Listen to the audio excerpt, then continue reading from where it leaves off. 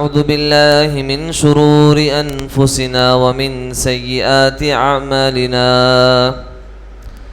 من يهده الله فلا مضل له ومن يضلل فلا هادي له ونشهد أن لا إله إلا الله ونشهد أن محمدا عبده ورسوله أما بعد فإن خير الحديث كتاب الله وخير الهدى هدى محمد صلى الله عليه وسلم وشر الأمور محدثاتها وكل محدثة بدعة وكل بدعة ضلالة وكل ضلالة في النار.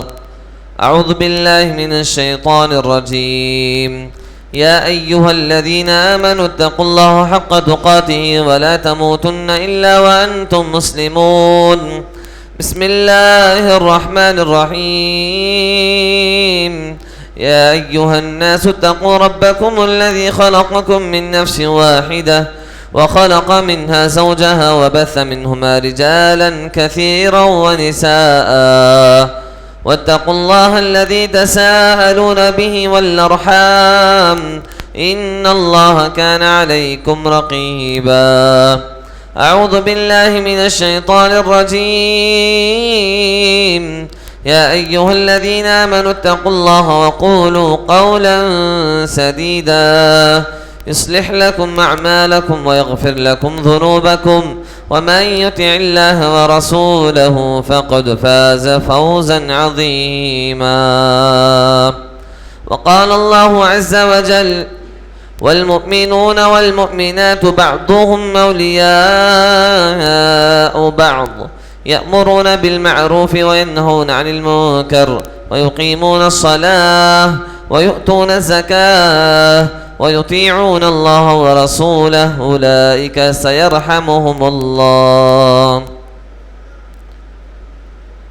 معزز و مکرم حاضرین جمعہ، بزرگان ملت، نوجوان ساتھیوں، پیارے عزیز بچوں اور پردہ نشین خواتین اسلام، ہر قسم کی تعریفات، تسبیحات، بڑائیاں، بزرگیاں اسی وحدہ لا شریک کے لیے لائق و زیبا ہے جس نے مجھے اور آپ کو ایک مسلمان بنا کر پیدا فرمایا. ہماری پیدائش کے بعد اللہ کا بے انتہا شکر اس بات پر ہے کہ یوں ہی بیکار نہیں چھوڑ دیا، بلکہ ہماری ہدایت کی خاطر، ہماری رہنمائی کرنے کے لیے، ہمیں اچھا راستہ بتانے کے لیے اللہ تعالیٰ نے نبیوں کا انتظام فرمایا. سبحان اللہ و بحمدہ سبحان اللہ العظیم. اور انبیاء علیہ السلام اس دنیا میں آئے، لوگوں کی تربیت کرتے رہے اور انہی کی تربیت کے بل بوتے پر آج ہم اللہ کی معرفت حاصل کر رہے ہیں. انبیاء کا مقام کیا ہے، ان کی تعلیمات کیسے ہیں، ان کے رہنمائی کا انداز گفتگو کیسا تھا، سارے کے سارے چیزیں ہم نے الحمدللہ سیکھا ہے. سارے انبیاء پر درود و سلام ہو، خصوصاً میرے اور آپ کے آخری نبی جناب محمد رسول اللہ صلی اللہ علیہ وسلم پر. معزز حاضرین، میں اپنی بات کو شروع کرنے سے پہلے کچھ بات پر روشنی ڈالنا چاہتا ہوں. دیکھیے، اللہ تعالیٰ نے اس زمین کے اندر پہاڑوں کو بنایا زمین کے برابری کے لیے، زمین کو اونچ نیچ سے بچانے کے لیے. اللہ نے آسمان کو بنایا، زمین کو بنایا، پہاڑ کو بنایا. یہ اللہ کی قدرت کاملہ ہے جس سے نظام صحیح برقرار رہتا ہے. اللہ کا ہر معاملے میں نظام ہوتا ہے، تو ان سارے نظاموں میں سے ایک نظام یہ ہے جو شریعت کی حفاظت کرنے والے ہوتے ہیں، جو شریعت کو پہلانے والے ہوتے ہیں، وہ ہے علماء کرام۔ میرے بھائیوں، بڑے ہی عاجزاً میں آپ لوگوں کے سامنے یہ بات رکھنا چاہتا ہوں کہ ہمیشہ یاد رکھیے گا، علماء کے ساتھ بدکاری مت کیجیے، علماء کے ساتھ بدسلوکی مت کریے، علماء سے اچھی گفتگو کریے، علماء کے ساتھ اچھا رویہ اختیار کیجیے۔ بڑے ہی رنج و غم کے ساتھ ایک ہفتے کے اندر 2 بڑے عالم، بہت بڑے عالم اس دنیا سے چلے گئے۔ دکتور آر کے نور محمد رحمہ اللہ، اور آج کی خبر آج رات 2 بجے دکتور فضل الرحمن المدنی حفظہ اللہ۔ میرے بھائیوں، علماء کے احترام کریے۔ یہ سارے مساجد، یہ مدارس سارے جو ہیں جس کی بنیاد پر کھڑے ہوتے ہیں وہ علماء کی بنیاد پر کھڑے ہوتے ہیں۔ اللہ کے نبی صلی اللہ علیہ وسلم نے فرمایا قیامت سے پہلے علم کو اٹھا لیا جائے گا۔ اب اس کا مطلب یہ نہیں ہے کہ علم کو پوری طور پر اللہ کے پاس اٹھا لیا جائے گا، قرآن اور حدیث کے ذہنوں میں کسی کے نہیں ہوگا، قرآن اور حدیث کی کہیں کتاب موجود نہیں رہے گی، نہیں، قرآن اور حدیث کو ایسے ہی سرسری طور پر اٹھا لیا ایسا نہیں ہے۔ اللہ کے نبی صلی اللہ علیہ وسلم نے فرمایا کہ علماء ختم ہو جائے گے، دنیا سے علماء کا خاتمہ ہو جائے گا۔ جب علماء کا خاتمہ ہو جائے گا دین کا علم بھی کا خاتمہ ہو جائے گا۔ جب لوگ کیا کریں گے، جہلا کو اپنا رہنما بنائیں گے، ان سے فتوے پوچھیں گے اور جہلا لوگوں کے جواب دیں گے، خود بھی گمراہ ہوں گے اور دوسروں کو بھی گمراہ کر دیں گے۔ ایک عالم کی موت سارے جہان کی موت کے برابر ہے۔ یہ ایک قصہ سناتا ہوں میرے بھائیوں، علماء کی اہمیت کے سلسلے میں تھوڑا بڑے ہی تھوڑا انداز گفتگو کو تھوڑا یہاں پہ اٹریکشن کیجیے، یہاں پہ تھوڑا دیکھیے، سنیے غور سے۔ عبداللہ ابن مبارک بہت بڑے عالم تھے۔ ہارون رشید کے زمانے میں ایک مرتبہ ہارون رشید جو بادشاہ تھا، حاکم تھا، اپنے ورانڈے کے اندر بیٹھا ہوا تھا اپنی لونڈی کے ساتھ، دیکھا کہ ایک آدمی کے سامنے سارے گاؤں والے اتنی بڑی بھیڑ جمی ہوئی ہے، لوگ اس کے پیچھے پیچھے بھاگ رہے ہیں۔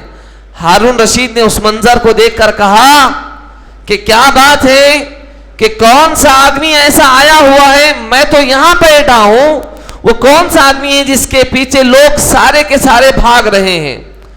ہارون رشید کی لونڈی نے کہا بادشاہ سلامت معاف کیجیے گا، ہارون رشید گاؤں میں آئے ہوئے ہیں۔ سبحان اللہ۔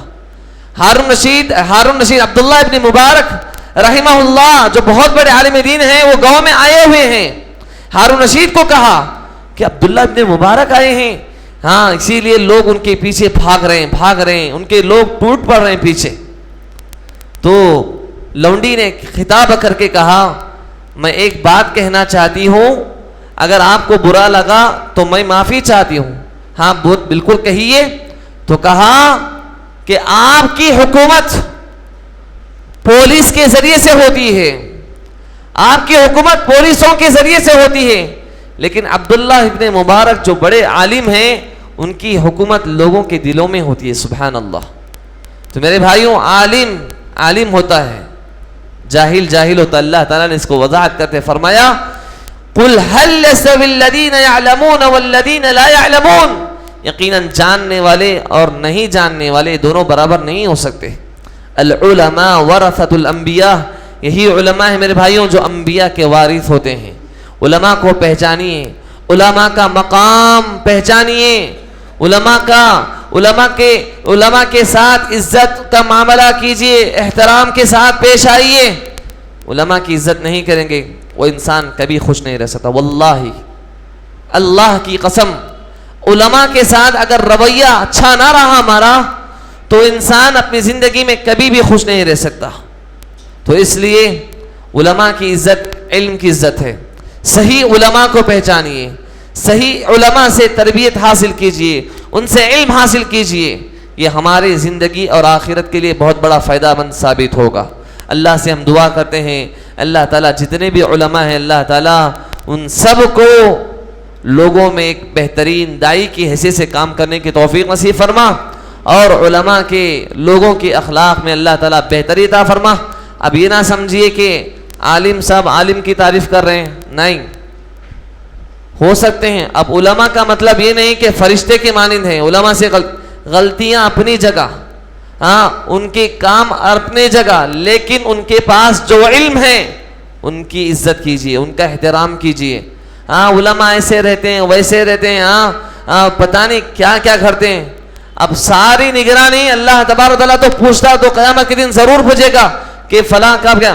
اب لوگ علماء کو اللہ کی پوچھ سے پہلے یہاں دنیا میں پوچھ لیتے ہیں، او عالم صاحب وہاں گئے تھے کیا، یہ پہنے تھے وہ پہنے تھے، یہ کھا رہے تھے وہ کھا رہے تھے۔ اس سے مطلب نہ مجھے ہے نہ آپ کو ہے۔ ان کی عزت ان کے علم سے کیجیے، ان کا احترام ان کے علم سے کیجیے۔ اگر ان کی عزت ان کا احترام ان کے علم سے کریں گے میرے بھائیوں، ہمارا دین صحیح سلامت رہے گا، ہمارا ایمان صحیح سلامت رہے گا۔ اللہ ہم سب کو توفیق نصیب فرما۔ جو علماء کا انتقال ہوا ہے اللہ ان کو جنت الفردوس میں جگہ نصیب فرما۔ اللہ تعالیٰ ان کی ساری خطاؤں کو، ان کے سارے گناہوں کو تو معاف فرما۔ اللہ ان کے قبر کو تو نور سے منور کر دے۔ معزز حاضرین، اب میں آتا ہوں اپنی ٹاپک پر۔ خطبہ مسنہ کے بعد میں نے آپ کے سامنے سورہ توبہ کی ایک آیت پڑھی جس میں اللہ تبارک و تعالیٰ کا ارشاد ہے، مومن مرد مومن عورتیں آپس میں ایک دوسرے کے ہمدرد ہوتے ہیں، بھائی ہوتے ہیں۔ اللہ نے آگے ذمہ داری دیتے ہوئے فرمایا کہ یہ مومن مرد مومن عورتیں کیا کرتے ہیں، بھلائی کا حکم دیتے ہیں، برائیوں سے روکتے ہیں، نمازوں کو قائم کرتے ہیں، زکوٰۃ کو ادا کرتے ہیں، اور اللہ اور اس کے رسول کی ہی اطاعت کرتے ہیں۔ اس کے بعد اللہ تعالیٰ نے فرمایا اولئک سیرحمہم اللہ، ایسے لوگوں پر اللہ کی رحمتیں نازل ہوتی ہیں، اللہ ایسے لوگوں پر رحم فرماتا ہے، اللہ کی رحمتوں کا نزول ہوتا ہے۔ اللہ کے نبی صلی اللہ علیہ وسلم نے فرمایا اللہ کی رحمت کے تعلق سے اللہ کا جو غضب ہے اللہ کی رحمت بھاری پڑتی ہے اس پر، یعنی اللہ کا غضب کم ہے، اللہ کی رحمت بہت زیادہ ہے۔ سبحان اللہ۔ ہم پر یقیناً اللہ بڑا رحیم ہے، بڑا رحمان ہے۔ ہم اتنے گناہ کرتے ہیں، اتنے خطائیں ہم سے ہو جاتی ہیں، لیکن اللہ پھر بھی ہم کو پکڑ نہیں کرتا۔ ہمارے اتنے گناہ، ہمارے اتنے خطائیں، ہمارے اتنے لغزشیں ہم سے ہوتی ہیں دن بھر، پتہ نہیں کتنا انسان کتنا گناہوں میں ملوث ہو اللہ جانتا ہے، لیکن جاننے کے باوجود بھی فوراً ہماری پکڑ نہیں کرتا۔ میں کیا کرتا ہوں، آپ کیا کرتے ہیں، آپ کا معاملہ دنیا کے ساتھ کیا ہے، میرا معاملہ دنیا کے ساتھ کیا ہے، آپ کتنے گناہ کرتے ہیں، میں کتنے گناہ کرتا ہوں، وہ سب اللہ جانتا ہے۔ آج ہر انسان گناہوں میں لت پت ہو چکا ہے، لیکن پھر بھی اللہ کی رحمت دیکھیے کتنی زیادہ ہم پر ہے کہ اللہ پھر بھی پکڑ نہیں کر رہا ہے۔ اس لیے میرے بھائیوں اللہ سے استغفار کیجیے، اللہ کی رحمت کو مانگیے، اللہ کی رحمت سے محروم نہ ہو جائیے گا۔ آج کے خطبے میں یہی آپ کے سامنے پیغام دینا چاہ رہا ہوں، وہ کون سے اعمال ہیں جن کی وجہ سے اللہ کی رحمت سے انسان مایوس ہو جاتا ہے۔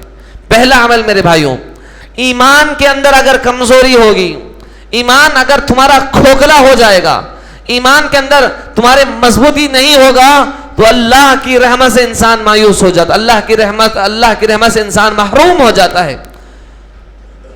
اللہ نے فرمایا والمؤمنون والمؤمنات، مومن مرد مومن عورتیں، مومن مرد مومن عورتیں، اللہ نے خطاب کر کے فرمایا، مومن کے ذکر سے فرمایا مومن مرد مومن عورتیں آپس میں ایک دوسرے کے ہمدرد ہوتے ہیں۔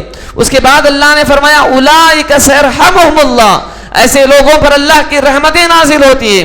اب سوال پیدا ہوتا ہے، اگر یہ صفات جو اللہ نے اپنی آیت کے اندر بیان فرمایا ہے، اگر ان آیت کی صفات میرے اور آپ کے اندر نہ ہو تو انسان اللہ کی رحمت سے محروم ہوتا ہے۔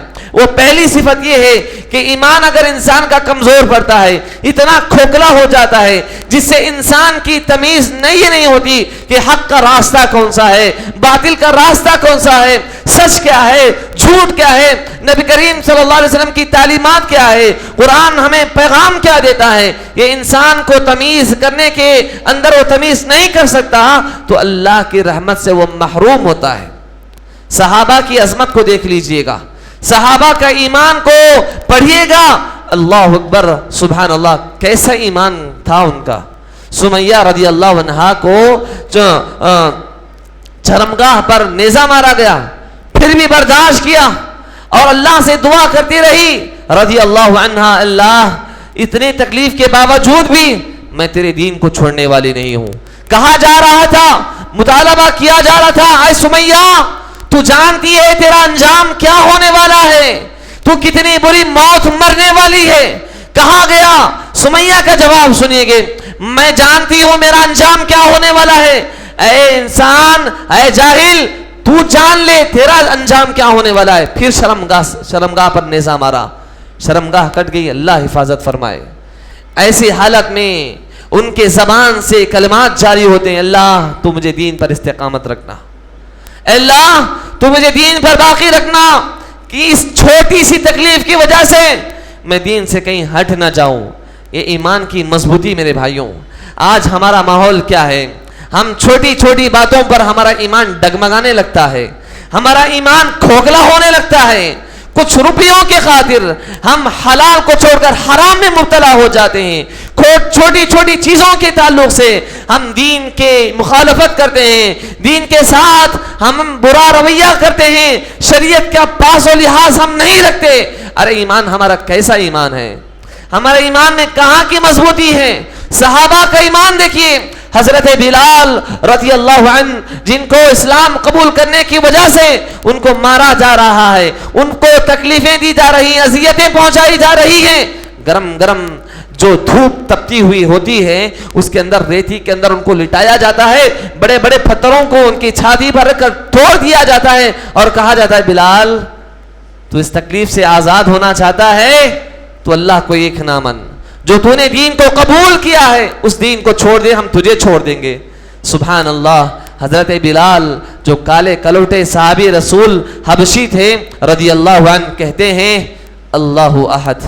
اتنی تکلیف کو برداشت کرنے کے باوجود، اتنی اذیتوں کو قبول کرنے کے باوجود ان کی زبان سے یہ نکلتا ہے اللہ احد، اللہ ایک ہے، اللہ ایک ہے. تم میری موت کو گھاٹ اتار دو لیکن میں اللہ کو ایک ہی مانوں گا، ایمان کو میں چھوڑنے والا نہیں ہوں، میں دین کو چھوڑنے والا نہیں ہوں. یہ ہے ایمان. سبحان اللہ. ایک اور بیان میرے بھائیوں میں آپ کے سامنے رکھنا چاہتا ہوں. اس کی بات، یہ بات اس لیے کہہ رہا ہوں تاکہ ہمارے ایمان میں مضبوطی پیدا ہو جائے. جنگ احد کا معاملہ ہے. صحابہ کو جھٹکا اس بات پر لگا کہ جیتی ہوئی جنگ ہار گئے. اللہ کے نبی صلی اللہ علیہ وسلم کی مخالفت ہوئی. اس میں اللہ کے نبی صلی اللہ علیہ وسلم نے کہا تھا کہ پہاڑ سے اترنا نہیں نیچے، جب تک میں نہیں کہوں گا اس وقت تک نیچے اترنا نہیں. صحابہ نے غلطی کر بیٹھے، نیچے اتر گئے. بہت سارے علماء نے اس کی مصلحتیں لکھا ہے، اللہ تعالیٰ وہ جانتا ہے، اور بہت سارے علماء بھی اس کو بیان کرتے ہیں. میں یہ بات کہنا یہ چاہنا، یہ میرا مقصد نہیں ہے. اس کے بعد جب وہ جنگ سے واپس مدینے کی طرف لوٹ رہے تھے، کئی صحابہ شہید ہو گئے، کئی صحابہ شہید ہو گئے، کئی صحابہ زخمی ہوئے ہیں. کسی کو زخم لگا ہوا ہے، کسی کو تلوار اپنے ہاتھوں کو پیروں کو زخم لگا، بہت زیادہ غمگین کی حالت میں لوٹ رہے ہیں. مدینے کے قریب ہیں، خوشی ہو رہی ہے کچھ صحابہ کو اس بات پر ہمارے اماں ابا ہیں، ہمارے بیوی بچیاں ہیں، اب ان سے ملاقات ہوگی، ہمارے رشتہ داروں سے ملاقات ہوگی. کیوں؟ جنگ میں جب گئے تھے تو بہت بڑے فاصلے کے بعد واپس لوٹ رہے تھے نا، تو خوشی ہو رہی تھی. اور کچھ صحابہ غمگین میں مبتلا ہیں. کیوں؟ جتنے صحابہ گئے تھے اتنے صحابہ واپس نہیں آئے. ابھی ان لوگوں کو خبر نہیں ہے، جانے والوں کے پاس جب جاتے ہیں خبر نہیں ہے، کسی کا شوہر انتقال کر گیا ہے، کسی کا باپ انتقال کر گیا ہے، کسی کا بیٹا انتقال کر گیا ہے، کسی کا بھائی انتقال کر گیا ہے. کچھ صحابہ کو غمگین ہو رہی ہیں، کچھ صحابہ خوش ہو رہے ہیں اس بات پر. ابھی ہم بیوی بچوں کا چہرہ دیکھیں گے، ہمارے ماں باپ کا چہرہ دیکھیں گے، ہمارے رشتہ داروں کا چہرہ دیکھیں گے. ابھی مدینے کو آئی تھے، خوشی خوشی لرز رہے ہیں، ٹوٹ پڑ رہے ہیں.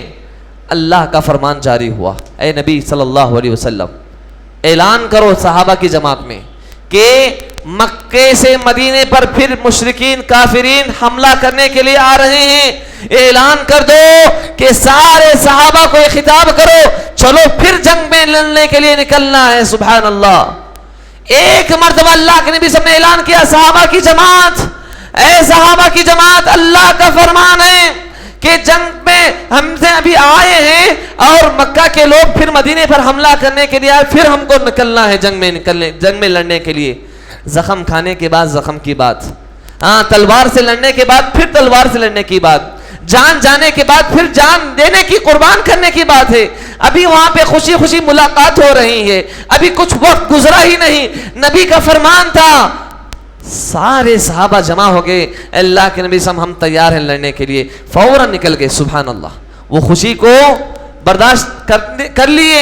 وہ خوشی ان کی خوشی نہیں تھی, لیکن نبی کا فرمان, اللہ کا فرمان تھا. سارے صحابہ جمع ہوئے اور جمع ہونے کے بعد پھر مقابلہ کرنے کے لیے چلے گئے. پھر اس کے بعد اللہ تعالیٰ نے خوشی کا اظہار کرتے ہوئے فرمایا, یہ ہے صحابہ کی جماعت. ان کا ایمان اچھی حالتیں آنے کے باوجود بھی ڈگمگانے نہیں لگتا ہے. بتانا یہ چاہ رہا ہوں میرے بھائیوں, صرف ہم قصے کہانیاں سمجھتے ہیں نا, پیغام کو نہیں سمجھ پاتے. ہمارا ایمان چھوٹی چھوٹی باتوں کو ڈگمگانے لگتا ہے. ہمارے ایمان کی حفاظت کیجئے, ہم اپنے ایمان کو کھوکھلا نہ بنائیے. اگر کھوکھلا بنائیں گے تو اللہ کی رحمت سے ہم محروم ہو جائیں گے. اللہ ہم سب کی حفاظت فرمائے, ہمارے ایمان میں اللہ تعالیٰ مضبوطی عطا فرمائے. پہلی بات. دوسری بات میرے بھائیوں, بعضهم اولیاء بعض.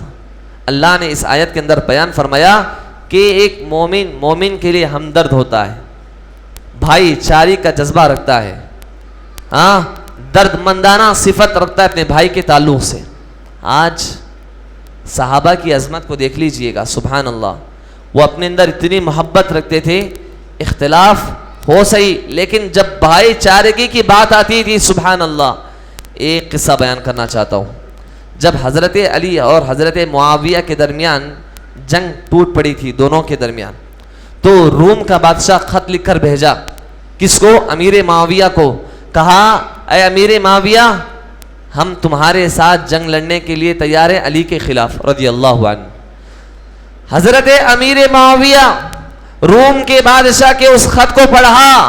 پڑھنے کے بعد ایک دم ان کو غصہ آ گیا, جواب دیا اس خط کا, روم کے بادشاہ کو جواب دیا اور خطاب کر کے فرمایا, یا کلب الروم, یا کلب الروم, اے روم کے کتے, اے روم کے کتے, یاد رکھنا ہمارے درمیان اختلاف ہوگا صحیح, لیکن تو ہمارے درمیان دخل اندازی کرنے کی کوشش کی. اللہ کی قسم کھا کر کہتا ہوں, میں علی کا ایک ادنا سا سپاہی بن کر تیرے خلاف جنگ کرنے کے لیے تیار ہو جاؤں گا. ہمارے اختلاف میں تو کون آتا ہے آنے والا, تو کون ہوتا ہے دخل اندازی کرنے والا. یہ ہوتے ہی محبت, بھائی چارگی. میرے بھائیوں, ایک بھائی دوسرے بھائی میں کچھ نہ کچھ ہوتا ہے, لیکن اس بنیاد پر ہمارے بھائی چارگی کو خاتمہ کر دینا, یہ ایمان کے منافی ہے, اللہ کے فرمان کے خلاف ہے. ہمارے پاس اختلاف ہوگا صحیح, اس مسئلے میں یہ آپ کا رائے ہے, وہ آپ کی رائے ہے, نو پرابلم, کوئی حرج نہیں ہے, لیکن اس وجہ سے آپ اپنے محبت کو, اپنے بھائی چارگی کو خاتمہ کر دے, یہ اچھی بات نہیں ہے. اسی لیے اللہ کے نبی صلی اللہ علیہ وسلم نے فرمایا کہ مثل المؤمنین فی توادہم وتراحمہم, کہ اللہ کے نبی صلی اللہ علیہ وسلم نے مومنوں کی محبت کو مثال کے ساتھ بیان فرمایا کہ مومن کی مثال اس طرح ہے, محبت کے معاملے میں, ہمدرد ہونے کے معاملے میں, ایک جسم واحد کی مانند ہے. اگر ایک جسم میں, سارے جسم کے اندر مجھے انگلی میں چوٹ لگ گئی یا پیر میں چوٹ لگ گیا, تو اس کا اثر صرف انگلی میں نہیں رہ جاتا, اس کا اثر سارے بدن پر ہوتا ہے. اگر مجھے پیر پہ چوٹ لگ گئی, صرف پیر کے اثر تک, پیر کے اس پہ باقی نہیں رہتا, بلکہ اس کا اثر سارے جسم پر پڑتا ہے. اسی طرح میرے بھائیوں, اگر کہیں مسلمان پریشان ہے تو ہم کو یہ محسوس کرنا چاہیے کہ ہمارا مسلمان بھائی پریشان ہے. اگر کچھ کر سکتے یا نہیں کر سکتے, لیکن میرے بھائیوں کم سے کم دعائیں تو کر سکتے ہیں, دعاؤں کا اہتمام تو کر سکتے ہیں. اسی لیے اللہ کے نبی صلی اللہ علیہ وسلم دوسرے حدیث میں فرمایا کہ آدمی اس وقت تک مومن نہیں ہو سکتا یہاں تک کہ وہ, آدمی اس وقت تک جنت میں داخل نہیں ہو سکتا یہاں تک کہ وہ مومن نہ بن جائے. مومن جنت میں داخلہ کے لیے ضروری ہے, ایمان کے بغیر آدمی جنت میں داخل ہو ہی نہیں سکتا. اس کے بعد بڑی اہم بات بتائی جا رہی ہے, اور آدمی اس وقت تک مومن نہیں ہو سکتا یہاں تک کہ ایک دوسرے کو چاہنے نہ لگ جائے.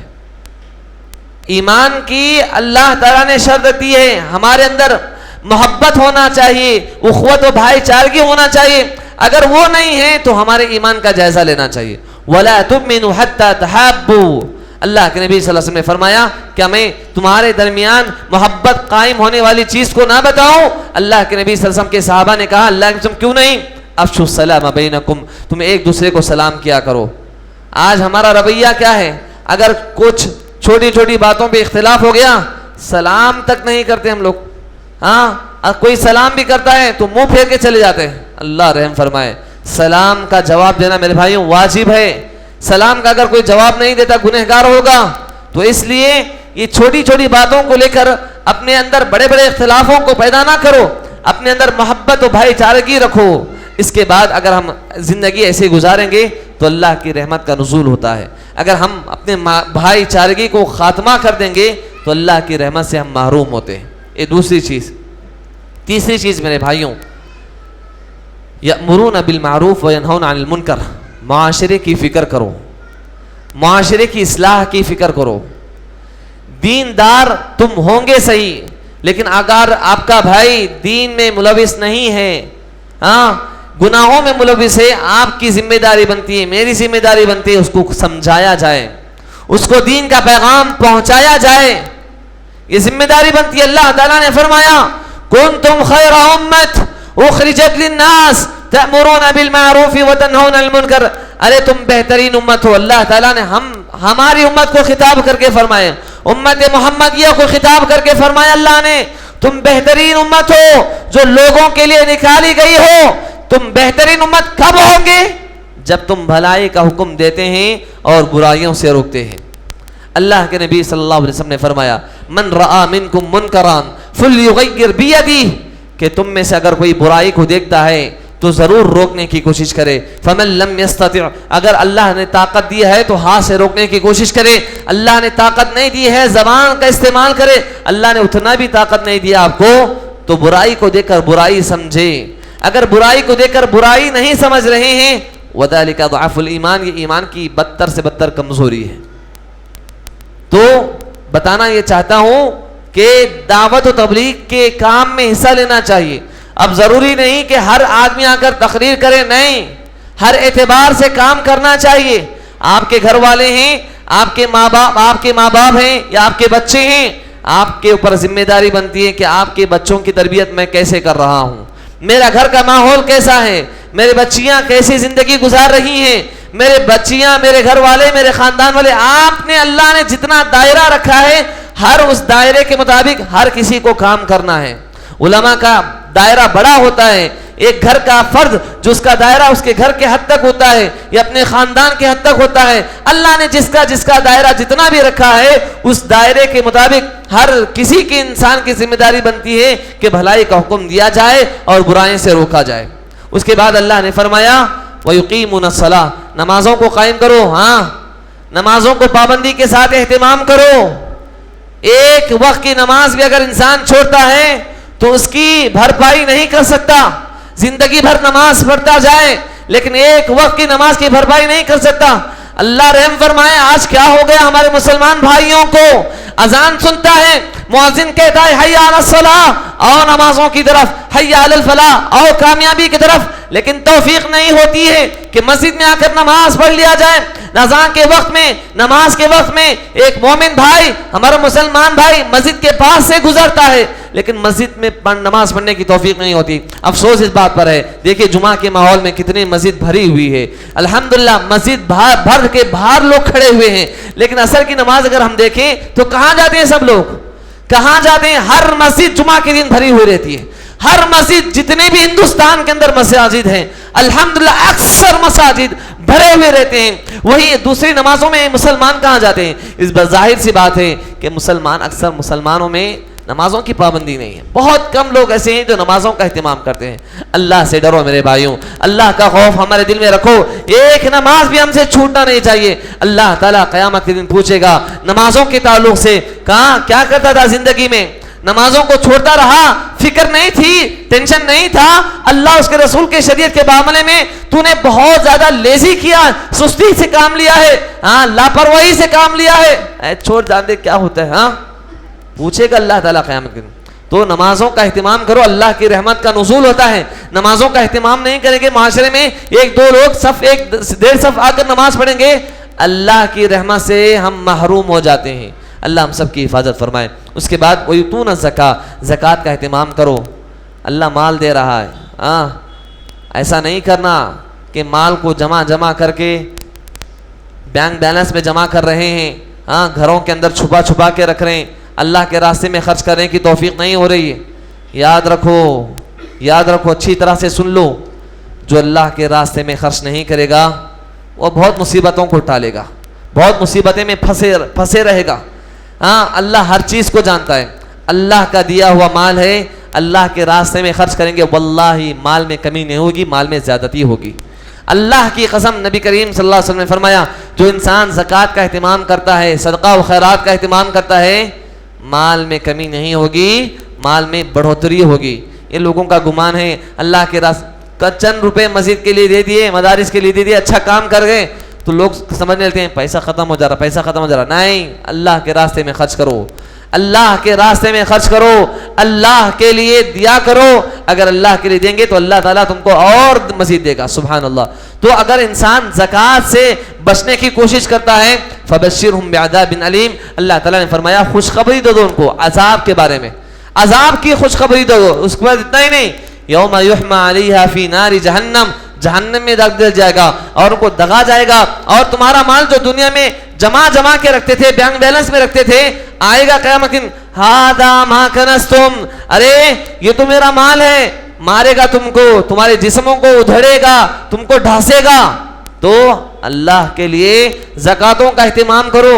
اگر کوئی غریب دکھ رہا ہے اس کی مدد کرنے کی کوشش کرو. اگر معاشرے میں کوئی تکلیف میں گزر رہا ہے، بہت زیادہ پریشانی میں گزر رہا ہے، آپ جتنی کر سکتے ہیں کرنے کی کوشش کرو. اللہ مجھے اور آپ کو توفیق دے. اس کے بعد اللہ تعالیٰ نے بات بیان فرمائی وَيُطِيعُونَ اللَّهُ رَسُولَهُ، خالص اللہ کی اطاعت ہونا چاہیے، رسول کی اطاعت ہونا چاہیے. معاشرے میں اگر شرک میں ملوث ہو گئے، اللہ کو چھوڑ کر کسی اور کے پاس جانے لگے، سجدہ اللہ کے بجائے دوسروں کو کرنے لگے، دعائیں اللہ کے بجائے دوسروں سے مانگنے لگے، جب ایسا ہو جائیں گے نا اللہ کی رحمت سے ہم محروم ہو جائیں گے. دیکھو آج کتنا شرک پھیلا ہوا ہے، کتنا شرک. اللہ رحم فرمائے. مزاروں میں مسلمانوں کی بھیڑ کچا کچ بھری رہتی ہے، مسجدوں میں اتنی خالی رہتی ہے، درگاہوں پر جاؤ، اب مزاروں پر جاؤ، اتنی بھیڑ. کیوں؟ اللہ پر بھروسہ نہیں ہے، اللہ پر یقین نہیں ہے، توحید ہمارے زندگی میں نہیں ہے.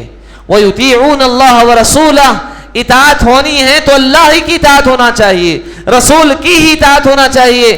اگر ایسا نہیں ہوگا، ہم کسی اور کے متبعین ہیں، ہم کسی اور کے قائد ہیں، اللہ ہم سب کی حفاظت فرمائے. اگر ایسا ہوگا تو اللہ کی رحمت ہم سے محروم ہو جائے گی.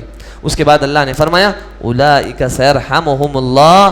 یہ سارے چیزیں، مومن ہمارے اندر ایمان کی صفت ہونا چاہیے، مضبوطی ایمان ہونا چاہیے، بھائی چارگی کا جذبہ ہونا چاہیے، بھلائی کا حکم دینا، برائی سے روکنے کی صفت ہونا چاہیے، نمازوں کا اہتمام کرنا چاہیے، زکوٰۃ کی پابندی کرنا چاہیے، اور اللہ اس کے رسول کی ہی اطاعت کرنا چاہیے. یہ سارے چیزیں ہمارے اندر جمع ہو جائیں گی. اولئک سیرحمہم اللہ، تو اللہ ایسے لوگوں پر اللہ کی رحمت کا نزول فرمائے گا. تو میرے بھائیوں، یہی خطبے کا خلاصہ ہے کہ اپنے ایمان کی حفاظت کیجئے، نمازوں کا اہتمام کیجئے. اکثر آپ لوگوں میں سے بے نمازی ہیں. میرے بھائیوں، اللہ کے واسطے جب آپ لوگ مر جائیں گے نا، اللہ پوچھے گا اے بے نماز کیوں نماز چھوڑتا تھا؟ کیا جواب دیں گے؟